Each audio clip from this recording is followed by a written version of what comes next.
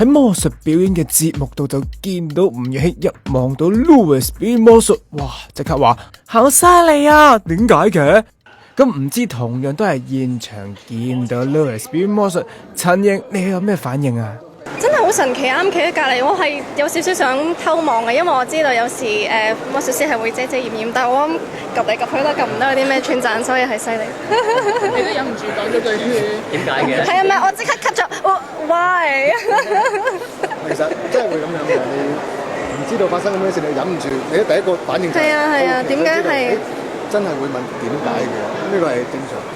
嗱 Louis 早前咧，你係俾人踢爆話魔術穿崩，而嚟到今日就見到你現場表演咗6個魔術，咁啊唔知你會唔會覺得有啲壓力咁啊？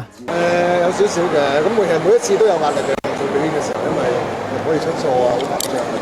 而家都 OK，頭先你見到我都好輕鬆同觀眾去玩，因為如果你喺台上表演，你自己都唔放鬆，你自己都唔 enjoy 嘅話，你就令到啲觀眾會唔會嗰次即係是非出咗嚟咧，會影響咗你生意？其實老實講咧，近排嘅生意係好咗嘅，仲多咗啲喎，好咗同埋價錢都係好咗嘅。